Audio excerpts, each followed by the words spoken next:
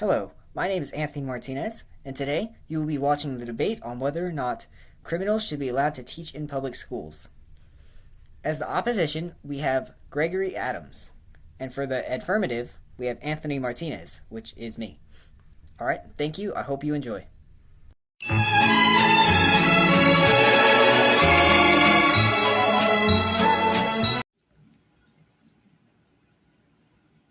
Good afternoon. My name is Greg Smith, and today I will be explaining why we believe convicted felons should not be allowed to work in schools as part of the faculty and staff.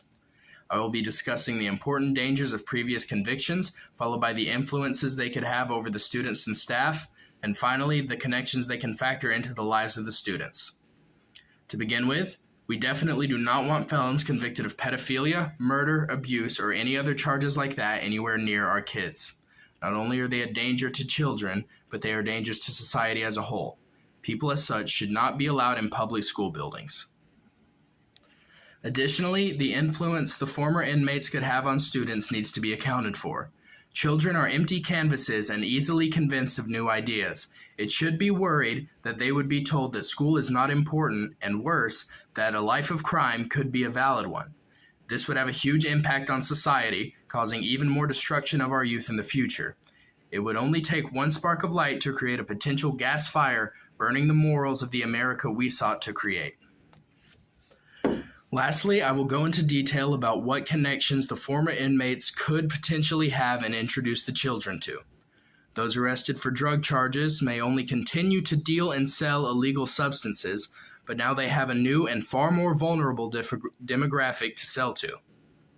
Drug usage is already a big issue in public schools now, and this would only give the students an easier way to obtain these drugs. But it can go further than drugs. The former inmates could potentially give students weapons such as knives and firearms, which would not only compromise the safety of themselves, but risk the lives of the entire school. The world is too dangerous today to take any chances with an issue like this. Now, I would like to simply reiterate why the opposition side is correct by warning of the dangers to the students caused by the influence inmates could have, and the connections to dangerous contraband they bring alongside them. Thank you for your time. Hello, my name is Anthony Martinez, and today I will be discussing the affirmative side, and we agree that convicts should be allowed to work in public schools. Now, before I begin, I would like to clarify that not any convict should be allowed to work in schools, but rather we are trying to loosen the restrictions so the ones that want to be able to can be able to. So first, we'll begin by defining exactly what convicts we are talking about.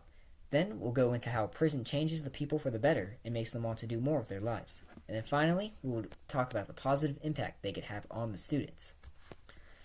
So, we define the convicts as the ones who've committed the nonviolent and the white-collar crimes, such as fraud, petty theft, and laundering. We would also like to include the people who have committed crimes while young and have lived to regret it to this day.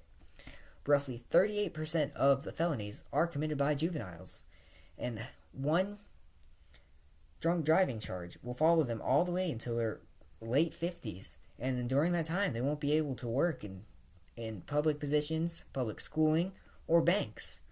Why should that follow them around everywhere they go when they committed the crime about so many years before? Now, nonviolent is a very broad category, and so, of course, a lot of people fall into it. Since it's nonviolent, we wouldn't have to worry about these people being a danger to the students. And in a lot of the environments, teachers rarely have to handle money, so theft, laundering, and fraud wouldn't be too big of an issue.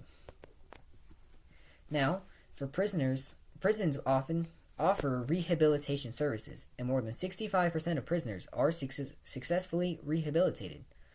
Once they have done so, the convicts seem to seek for new starts, and they wish to help people, so some desire to take on teaching as a way to help others.